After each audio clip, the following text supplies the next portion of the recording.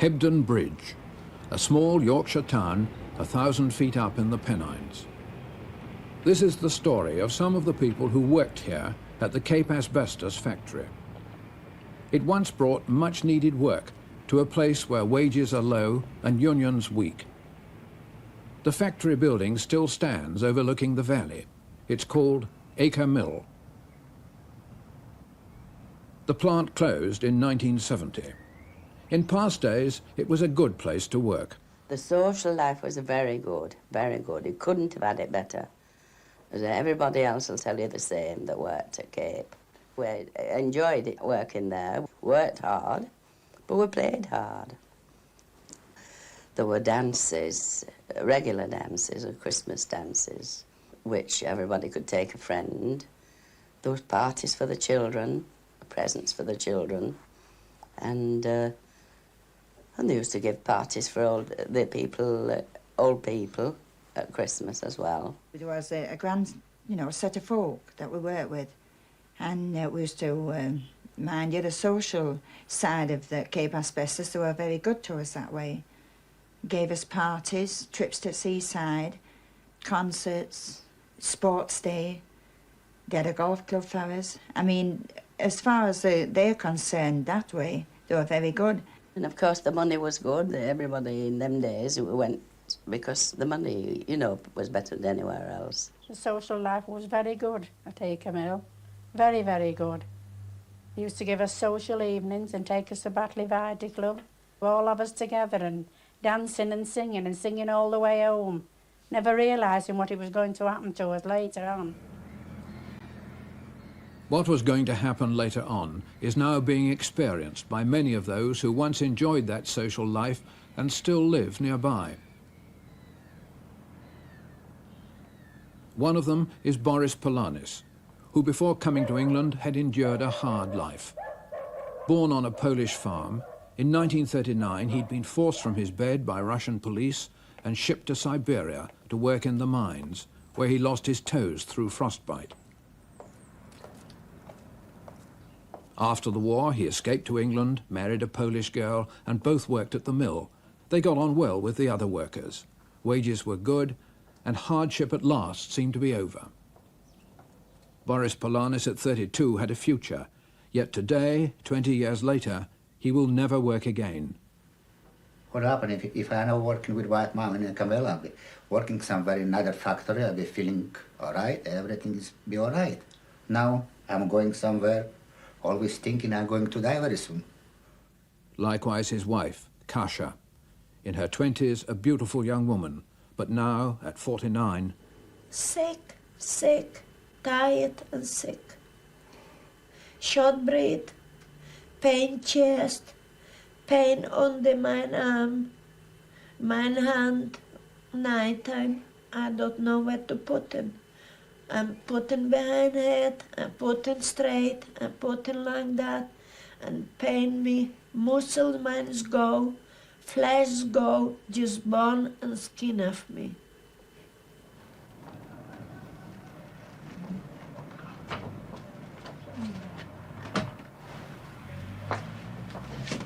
And like Boris and Kasia, Sally and Charles Hurst, who also worked at the mill.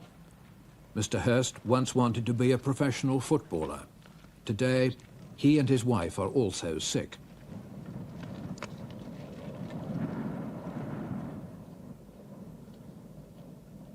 Mr. and Mrs. Hurst slowly became breathless and weak. Now they claim 7 in their family have similar symptoms.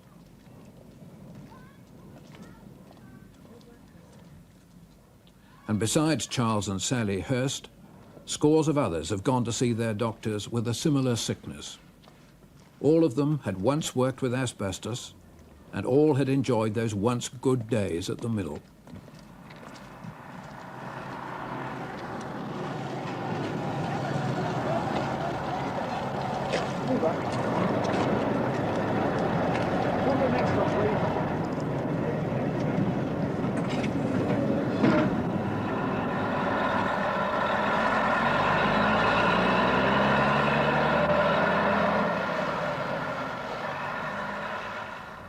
Charles and Sally Hurst, like many in this village, have been advised by their doctors to make this journey to the Royal Halifax Infirmary to see a chest consultant.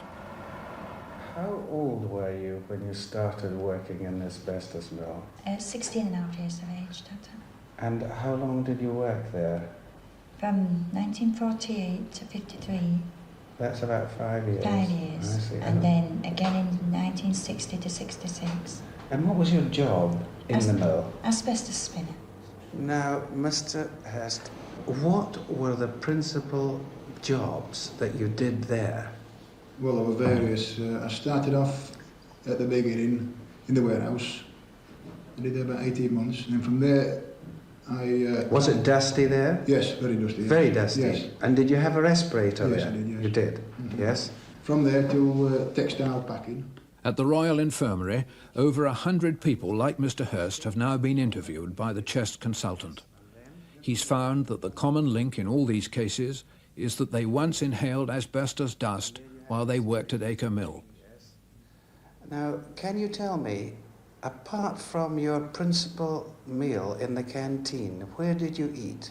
On the end of his spinning frames. At the end of the spinning Yes, frames? we had a buffet and we sat down and ate. I see. And where did you get the tea from? Out of a vending machine that was in the factory floor. That was actually in the spinning shop? In the spinning shop, yes. So, am I right in saying that you actually inhaled the asbestos dust that was in the atmosphere? Yes. And you ate the asbestos Yes. dust in your sandwiches, and you drank the asbestos Yes, dust? yes. Charles Hurst may still look well, but in fact he's the victim, like his wife Sally, of asbestosis. Throughout the world, thousands of asbestos workers have also become ill. This usually happens some years after breathing the dust. Why is it so dangerous? A world authority on asbestos diseases in New York, Professor Erwin Selikoff. Asbestos is potentially very dangerous when it's inhaled. The fine fibers in the lung cause a lot of scarring, very much like you might get when you would cut your hand. As the lung tissue becomes more and more scarred, which takes years, the oxygen can't enter the blood. And as a result, you become short of breath. At first, this shortness of breath isn't very bad, but it gradually becomes quite severe. This is because the scarring is quite diffuse. On X-ray, these fine scars are seen as these white, lace-like, ground glass type of infiltrations.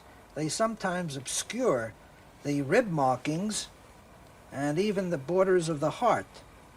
They are diffuse and affect most of the lung. Eventually, if it gets bad enough, the person just suffocates, he can't breathe. Another reaction that can occur is the reaction of cancer, lung cancer. This X-ray shows a typical lung cancer, the kind that's nodular, it's present in the lung. As it grows, it may spread, and very often the death, which may take a year or two, is caused by spread to the brain or to the abdomen, such as the liver, among other organs. Another kind of cancer occurs called mesothelioma. That's a cancer of the lining of the chest. You see the lung, which is now white. It's covered with this cancerous material, so much so that it is beyond the skill of the surgeon. He can't remove it. The same thing can happen in the abdomen. It again is diffuse, and there we would call it a peritoneal mesothelioma.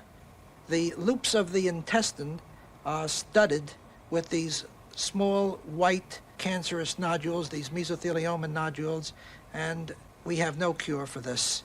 And so that it can kill people in various ways, either by scarring of the lungs or by the formation of various kinds of cancer. Raymond Price once used to walk the 3 miles to his work at Acre Mill.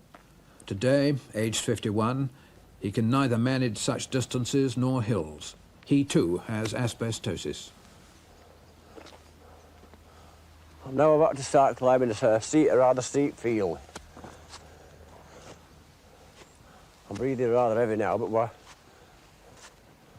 don't know what I'll be like by the time I get to the top of this. If I get to the top in one go.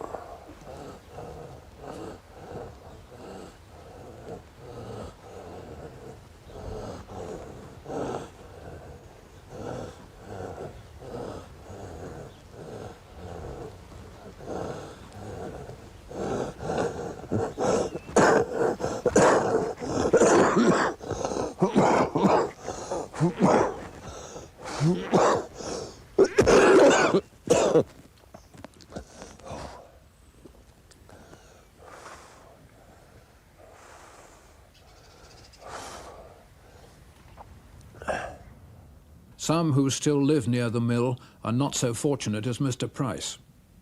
They can't go out anymore and rarely leave their homes. Others can just get to the village shop and back. Many who worked here know there's nothing left but the pain that had already come to men in their 40s, like Mr. Martin McNicholas.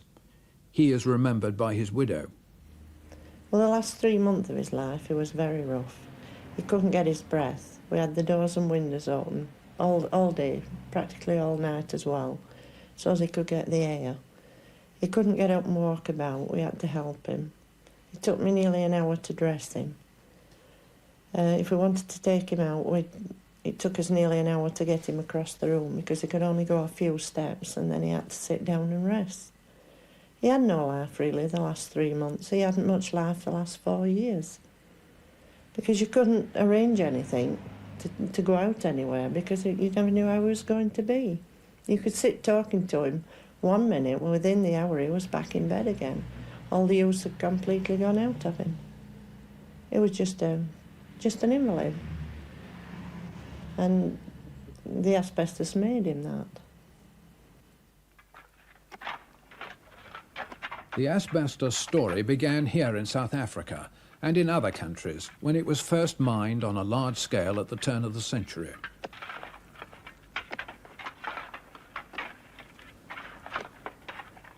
Asbestos itself is a mineral fibre. The fibre must be separated from the rock. Although dusty, it can be woven and spun like cotton.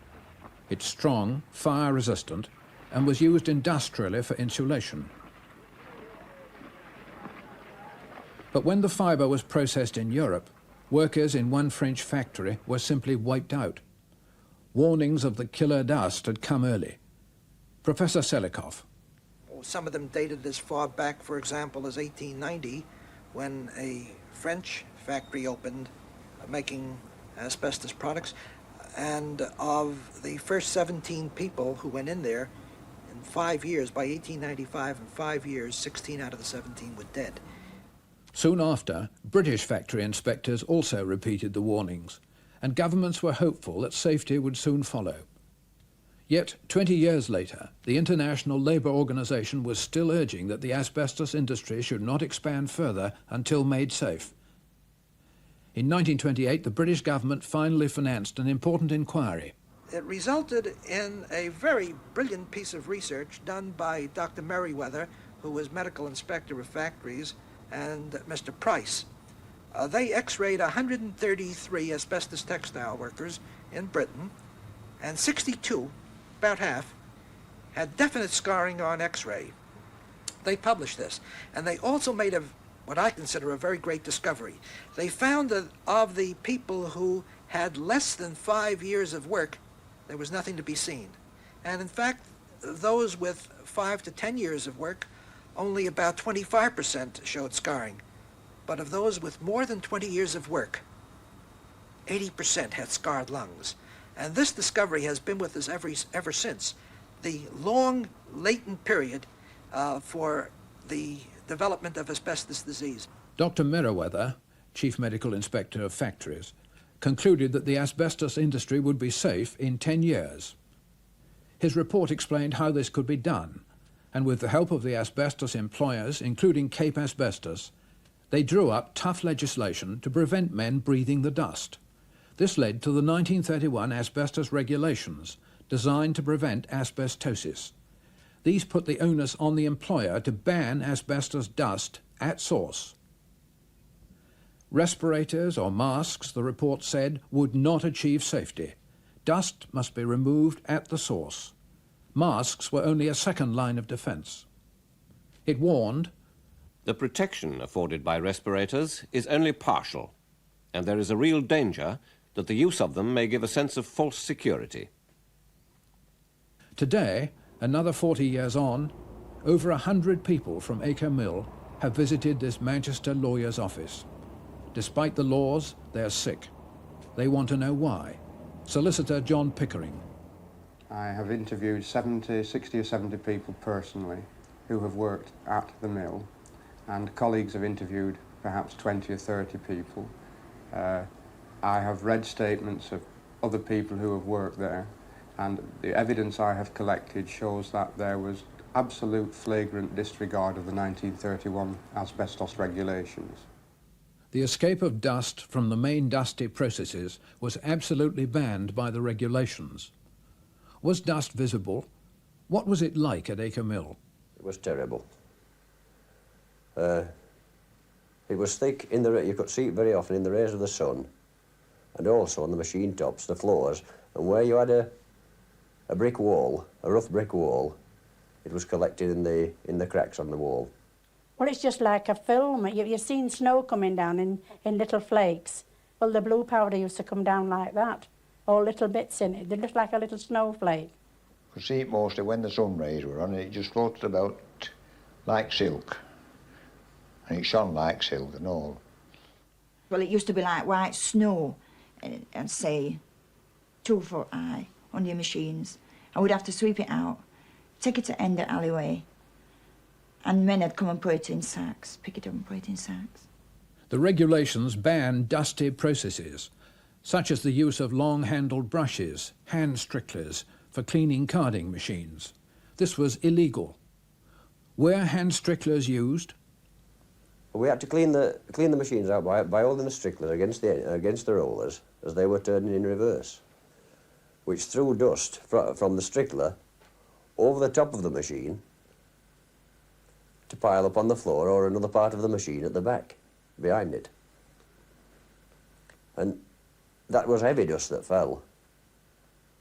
But there was other dust from that, the lighter dust was all over the place.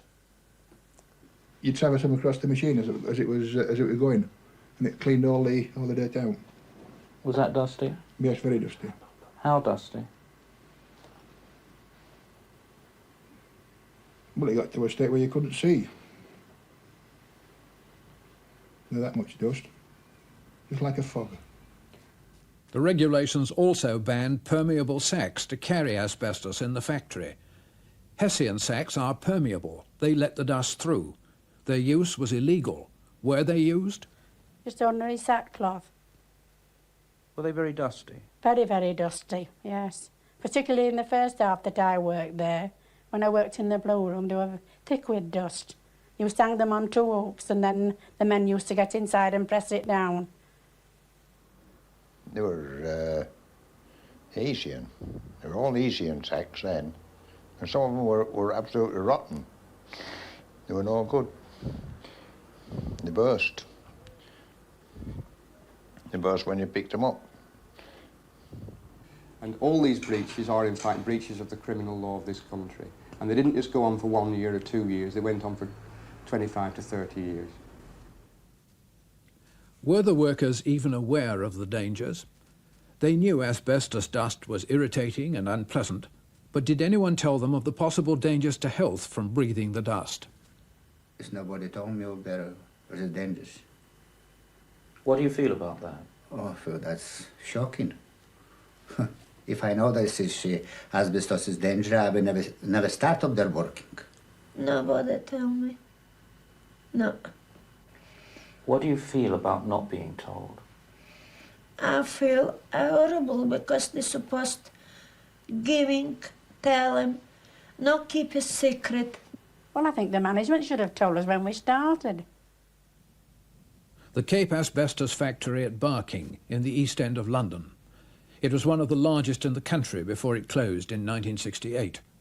Did the same thing happen here?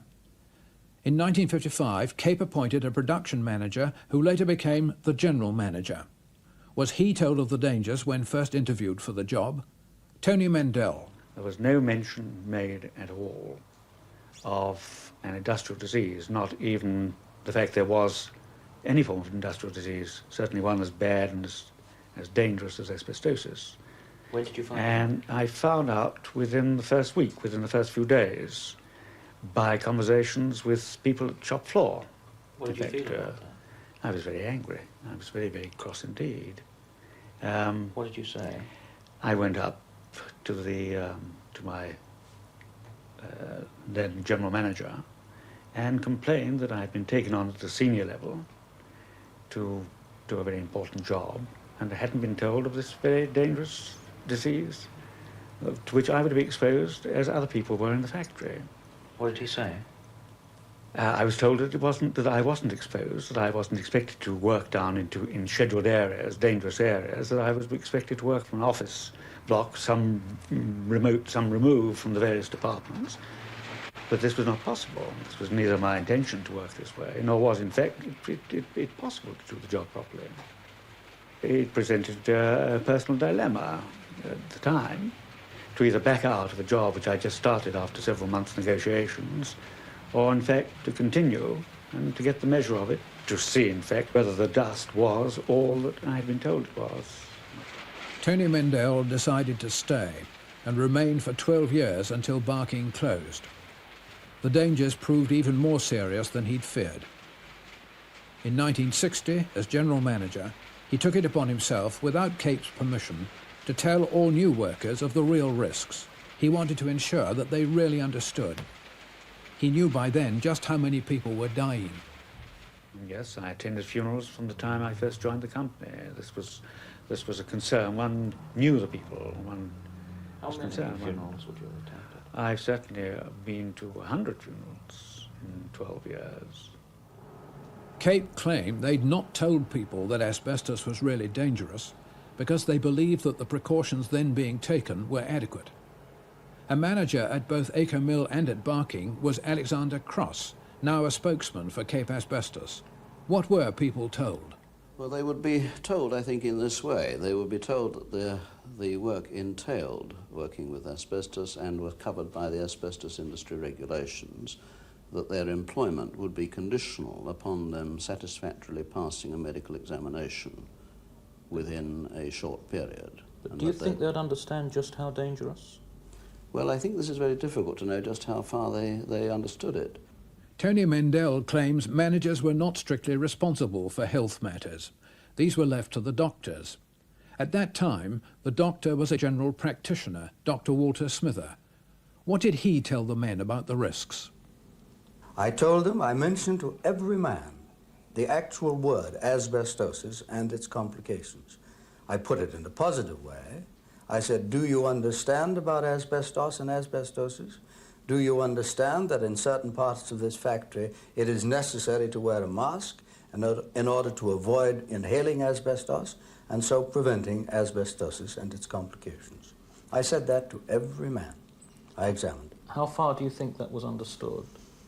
This is difficult to say. I said it every time I examined him, I repeated it. I only hope it went through. At Acre Mill, Cape also employed other general practitioners. But some people claimed they were never told of the possible risks and were surprised when they became ill. Well, I started to lose weight that year.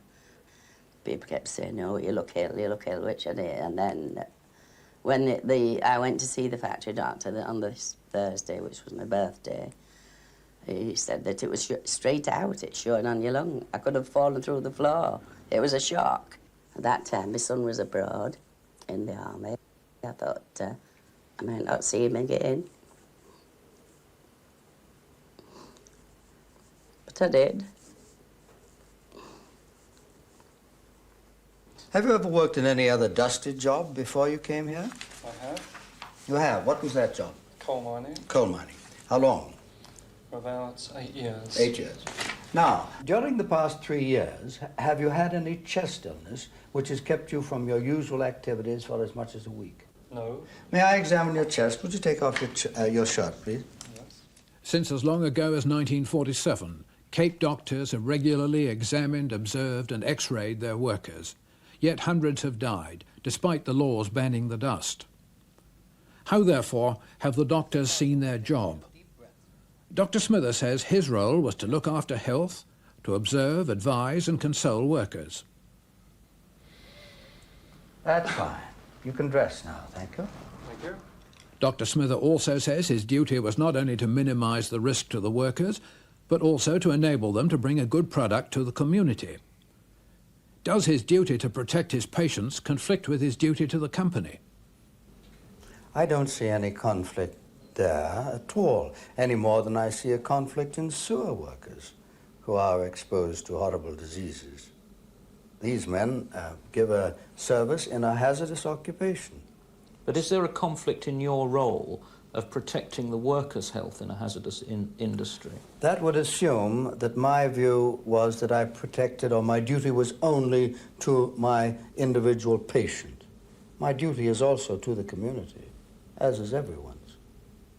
Did you have direct access to the board? Always.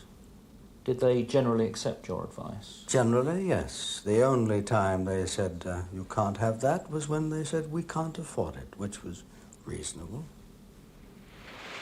But was it reasonable? Tony Mendel, who was the general manager here, claims asbestos was being provided cheaply. If the law had been enforced, the industry would have had to invest in even more technology, which would have made asbestos expensive but probably safe. The market would have adapted accordingly. Instead, Mendel believes commercial factors came before health. There was a slow reduction in dust levels. The company believed the disease would go away. But the law banned the dust. Did Cape Asbestos break the law here in London and at Acre Mill? I think that everyone within the asbestos industry did and had to manufacture asbestos. Did Cape break the law at Acre Mill? Well, I should say from my own knowledge and from what I've heard from other people, that it complied to the best of the knowledge available at the time. Clearly, the occurrence of cases relating to employment in that period in the past indicate that the measures were not sufficient to protect the work people. Nonetheless, you did comply with the regulations? Yes, to the best of our knowledge. If Acre Mill's managers and doctors failed to prevent injury to health, perhaps the factory inspectorate, the government agency whose legal duty it was to enforce the law, perhaps they could have prevented the escape of dust. When inspectors walked round, could they have missed the evidence of visible dust and Hessian sacks if they were there in the factory? Not if he walked round it. Not if he walked around it, they'd find Hessian sacks or bags somewhere. Were the inspectors effective? No, I don't think they were at the time. Did you ever see any? Oh yes, I saw them come round. They walked round the factory and just sort of quick walk round and out again. The factory inspectorate never prosecuted during the entire 30 years that Cape Asbestos ran Acre Mill. And it claimed as late as 1965 that it was not a bad factory by the standards of the day. And when Acre Mill finally closed in 1970, Her Majesty's District Inspector of Factories wrote thanking Cape for their cooperation. Thank you for your letter of the 30th of June. I'm very sorry to hear that you're closing, and I should like to thank you on behalf of my colleagues for all the cooperation we have had from you over the years. Yours sincerely, H.M. District Inspector of Factories. Meanwhile at Barking, Tony Mendel was showing a Russian trade delegation round Cape's plant. To the inspectorate, this was a model factory, which again they'd never prosecuted. But did they even discuss dust levels? There was never any time in my management, production management or subsequently general management, where we were in open discussion with them about the levels of dust, for instance. If the factory inspectorate wanted to bring a prosecution under the 1931 regulations, could it have done so? Yes. Why do you say that? Because dusts are emitted, and the regulations state quite clearly that men shouldn't work in areas where dust is emitted. So I think it comes down to this, that the public are, through the government and the factory inspectorate, have really said, well, We've got to have asbestos, because everybody knows asbestos is very useful material. I'm sure it is. It does a lot of very good things. But unfortunately, the people who work in the industry are just going to have to put their lives at risk. At Acre Mill, about 35 have already died, and at Barking, at least 100 more, among them men like David Dalgleish. David Dalgleish died at the age of 47 from a mesothelioma cancer and asbestosis. Cape has admitted negligence and paid compensation, and throughout the industry many hundreds more have died. Yet the inspectorate have only prosecuted 3 times in 30 years. Why didn't they prosecute? Chief Inspector of Factories, Brian Harvey. The whole background of prosecutions under asbestos, there were only 3 over a very long period of time. Very small inspectorate, 300 odd people or so for this enormous task. No industrial hygiene laboratories, no instruments for the inspectorate, no proper standards, and great pressures on people to do other things, like to prosecute for means of escape in case of fire. All these were other pressures on the inspectorate. And also in the case of health, the feeling that the company may get it right eventually. These are long-term projects which the courts don't listen very well. Even now, we only got about £5, even in 1974, which is less than a television licence prosecution. That's in 1974. We were had no confidence in the courts in those cases. Now, having said that, I think that we should have taken a tougher line in the past. I think we should have gone to the courts and lost cases. And indeed, if my staff are watching this programme, let me say to them, they know I've said this to them. We must go to the courts. If the courts won't support us, that's the court's fault, it's not ours. And I believe probably we should have done that in the past more than we did. But the difficulties were very great. I've mentioned our lack of resources. The law itself was very difficult to get across, and the courts were unsympathetic. But was prosecution that difficult? This is the Bermondsey factory of Central Asbestos, which closed in 1969. Here the inspectorate finally made one prosecution, but also ignored for 14 years urgent warnings from their own inspectors, including reports of dust levels 680 times the permitted maximum. One inspector told her superiors, "Really drastic action should be taken. Already workers have been apparently exposed for many years to a more or less lethal concentration of asbestos dust, and it seems absolutely essential that at this stage we should try to do something about it." That was the voice of District Inspector Alice Crosthwaite. We asked why her superiors did not prosecute. I can't answer that question. Did this situation frustrate you? Very much. With about 3 prosecutions in 30 years, what was the inspectorate's attitude? A former chief inspector once said of the Factory Acts, "The inspectorate has never aimed at, and has certainly never achieved, a rigorous enforcement of the Act such as a Teutonic country might achieve." Eventually, a Bermondsey worker and his friends took Central Asbestos to court. This was the first time the internal records of the inspectorate were produced in public. The evidence showed that the company persistently broke the regulations, that the inspectorate had failed to enforce the Factory Acts, that if the factory had been run safely, it would not have been run profitably, that the men were unaware of the real dangers. The judge awarded the 7 men from Bermondsey £86,469 personal injury damages. Lord Salmon later said that the inspectorate had adopted a supine attitude, with workers exposed to constant dangers for many years. But was there in effect an actual policy of non-prosecution? The chief inspector. Good heavens, no. Not centrally applied, there certainly wasn't. Inspectors don't like losing prosecutions, and so they tended not to take them. What I'm saying to you is that if a district inspector then, as now, says this place, in my view, has broken the law, and I can prove it, and that's the crux, I can prove it, beyond reasonable doubt in the court, then I'll put forward a case, and if the case will stand up, the superintending inspector will approve it. And there's nothing more to it than that. Nobody says this is a policy of prosecution or not a prosecution. What happens is if he puts it up, it's either approved or not approved. Solicitor Anthony Wolfe acted for the men in the Central Asbestos case. He claims the inspectorate had enough evidence in their files to prosecute easily. How does he explain the facts of non-prosecution?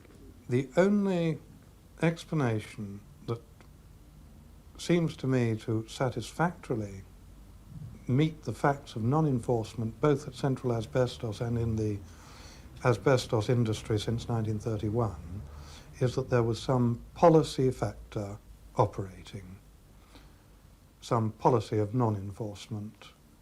Now, the implications are that if there was a policy, it was a policy arrived at illegally, in secret, never discussed publicly, operated secretly, and directly contrary to the will of Parliament, clearly expressed in the passing of this legislation. About 35 of those who worked here have since died, and about 130 today share Raymond Price's incurable illness.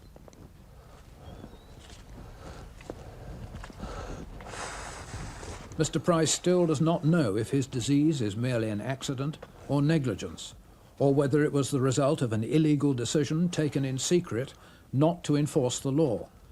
The Official Secrets Act makes it difficult for anyone to find out what really happened. A public inquiry might provide the answers, so Mr. Price's consultant, who's now examined over 100 similar cases, has been trying to get one, Dr. Bertram Mann. I feel that a public inquiry must be called. I've asked for it and written 3 times to the Minister about it, and there is a great deal of squirming on this issue. And I get nebulous replies from the Ministry. The Department of Employment has told Manchester solicitors who act for the men, We have come to the conclusion that a public inquiry would achieve no useful purpose. Recently, Acre Mill was visited by Harold Walker MP, Parliamentary Under-Secretary responsible for health and safety at work. Mr. Walker met with some of the people we've seen in this programme and told them that one of the major difficulties had been that the 1931 regulations were weak. He told reporters in a news interview, Well, I think the first important thing to bear in mind is that until 1969, the statutory protection for workers exposed to asbestos was very weak indeed. The asbestos regulations of 1931 applied right up to 1969. And because of the weakness, they gave the factory inspector very little opportunity to take what they may have thought was appropriate action. No, that's absolute rubbish. And if he has taken proper advice, he must know that. Leading councillors told me those regulations are strong. I can read them for myself, anybody else can. The regulations were very strong, would have been very effective if complied with. It's absolute rubbish to say that they were weak and that the factory inspectorate couldn't enforce them. That's just not true. Not true at all. Who advises the government? I suspect the factory inspectorate advises the government. I suspect that the letters written by Harold Walker, or apparently, certainly signed by the Secretary of State, were in fact written by the civil servants in the factory inspector to advise him. They turned down the inquiry into their own inactivity, in my view. How do you feel about that? I think it's an absolute disgrace. Absolute disgrace. here at the Department of Employment, after more demands from members of Parliament, an inquiry is now taking place, but it's private and the detailed evidence has not yet been made public. For the last 6 months, the Sunday Times has been investigating the use of asbestos and why the factory inspectorate brought so few prosecutions. An assistant editor of the Sunday Times is John Barry. What has he been able to find out? Very little. The first problem is that most of the records do not seem to exist. The pre-war records were destroyed during the war, and the post-war records that should, both by government convention and by law, have been deposited in the departmental archives for sifting, for eventual shifting to the Public Records Office, were simply never deposited. They don't exist in those archives. Does he know why there were so few prosecutions? Well, so far as it's possible to tell, there was an increasingly bitter debate going on from the end of the war, a debate essentially between doctors and engineers. The engineers were saying, we know this stuff's dangerous, we must improve the standards of engineering such that we cut down the level of dust to a point where it's not dangerous. The doctors were saying, until we know what's dangerous, we can't tell what we should be cutting the levels to. And this debate was never resolved until finally it was outside pressure that forced them to bring in new regulations much later on. What more could they have done? Well, they could have tried to enforce the Act. They claimed it was unenforceable, but they never tried to enforce it. They never brought cases to court. Or they could have created a fuss to get the act changed if they thought it was unenforceable. They didn't do that either. Or they could have got other pressure groups to get the act changed. They didn't do that either.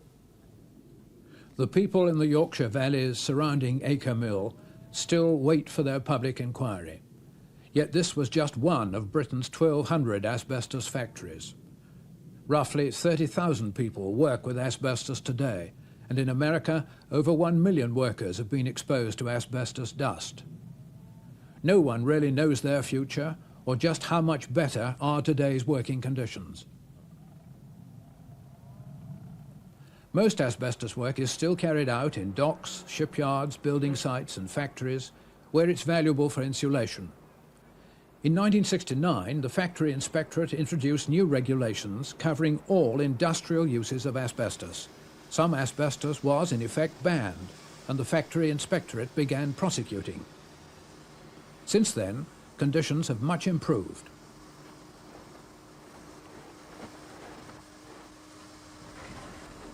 But though the Inspectorate has extended the regulations to cover more uses of asbestos, it has also made them in one respect weaker. The 1931 law banning the escape of dust has gone. For the first time, low levels of dust are legal. The American government has since adopted the British dust standard. Were they justified? Professor Selikoff.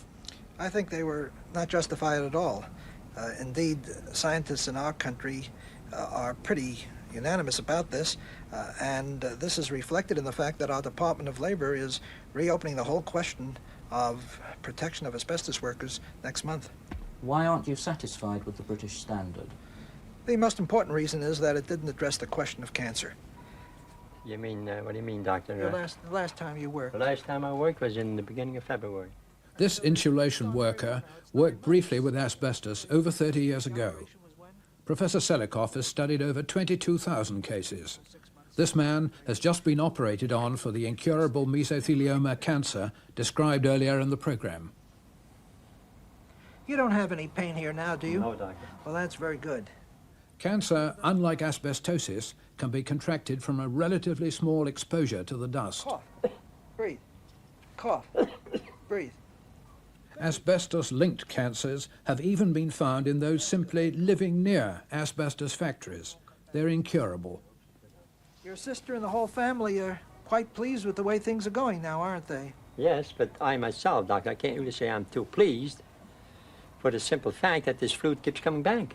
I've been getting treatments now. The only result I see so far is I lost my hair and I don't have to shave anymore. But outside of that, every 16 or 18 days I have to go down and get this fluid removed. So I can't really say, Doctor, I'm really so happy about it.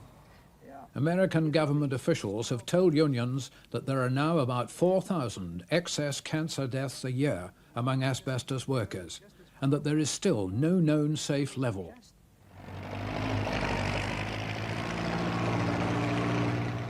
In British factories like this, Cape Asbestos, Uxbridge, neither cancer nor asbestosis would now be a problem if the 1931 law banning dust had been enforced, a law that would have treated asbestos like radiation. The Inspectorate says the new standard only protects against asbestosis and confirms that when it was set up, it clearly excluded protection against cancer. There was no known safe level for cancer. The only safe level, it appears, is no exposure to dust.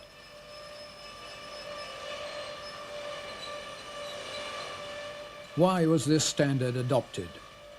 Critics claim it was a bad practical compromise that enabled the industry yet again to stay in business without paying the true costs of safety and removing men from the dust.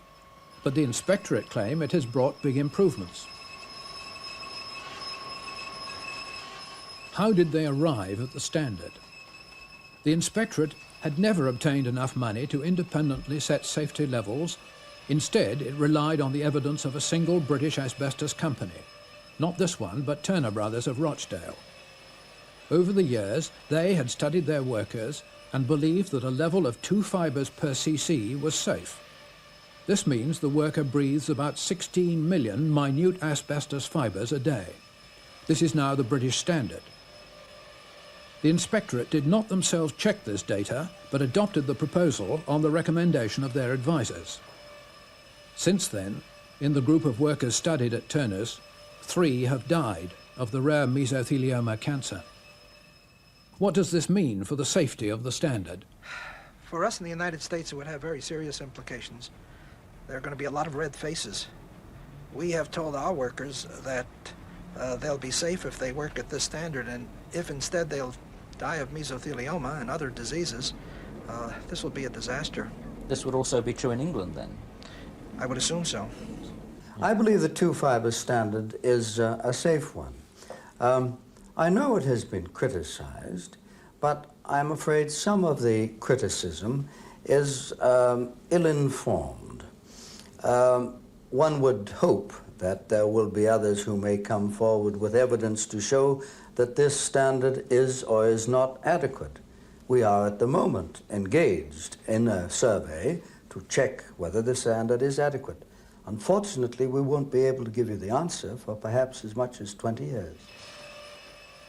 The World Health Organization has been asked to investigate, and the standard is now being reviewed again. But is this exposure to a cancer risk a long-term experiment?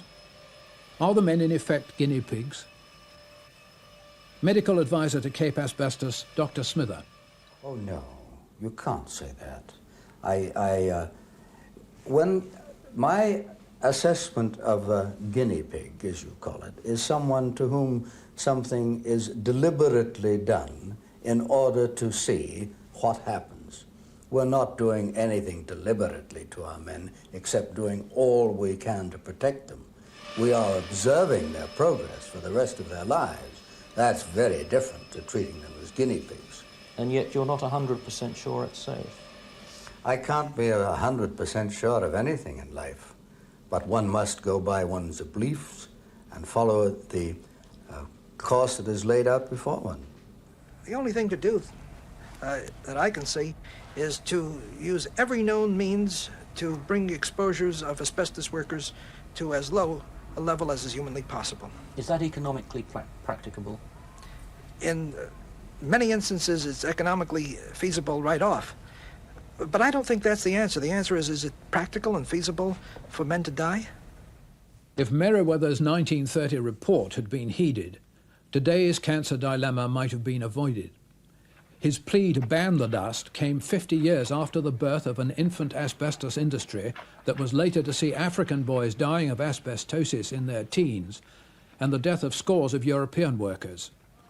The history of asbestos points to problems common to our use of many new and dangerous materials. Asbestos, used as insulation for ships and buildings against fire, made it valuable, but brought hazards that appeared some years after first exposure. If the early laws had been enforced, this small industry might have been controlled before it grew too large and dangerous. Instead, the law was not enforced, and the industry expanded into many inessential uses of asbestos. So that today, this dangerous material is now the basis of a massive and prosperous industry.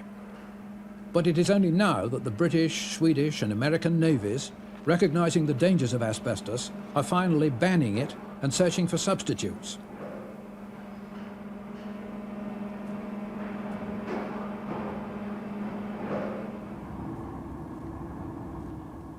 Meanwhile, asbestos is everywhere, in power stations and old buildings. It's costly and dangerous to remove.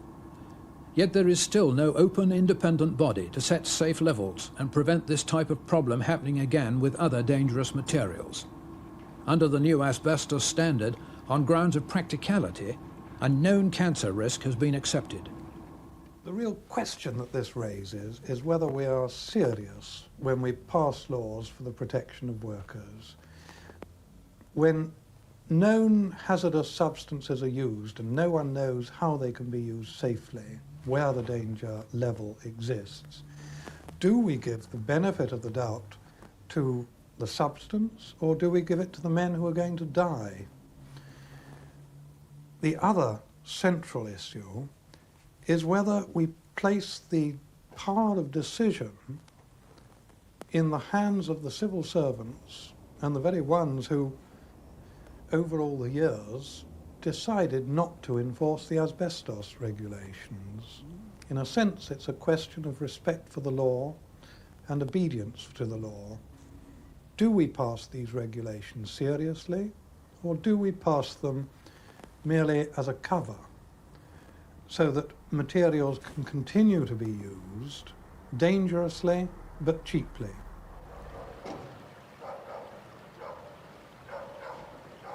At least 170 people are now dying after working at Acre Mill. These people were not consulted about the dangers. The risk instead was accepted on their behalf. It was acceptable to civil servants, but was it also acceptable to the people at risk? The law on how we set safety standards ultimately concerns everyone exposed to dangerous materials. We may never know if the death from cancer at 47 of a man like David Dalgleish was just an unfortunate accident. And we may never know just how far the death of Martin McNicholas, also in his 40s, could have been avoided. But the people of Acre Mill are certain enough. Well, are all these other deaths an unfortunate accident too? It can't be an accident with so many deaths being caused through it. No, I don't think it was an accident. I think it was pure neglect. You could have all the money there is if I could have my health back again.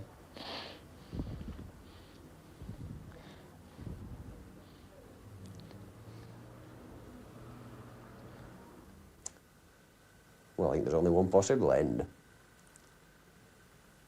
But I aren't looking forward to it, really. I don't see a future for me. I lost my future. I don't have a future.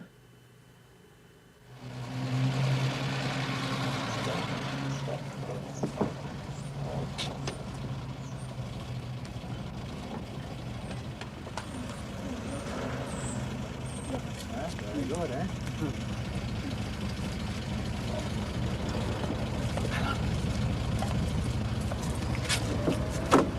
For you?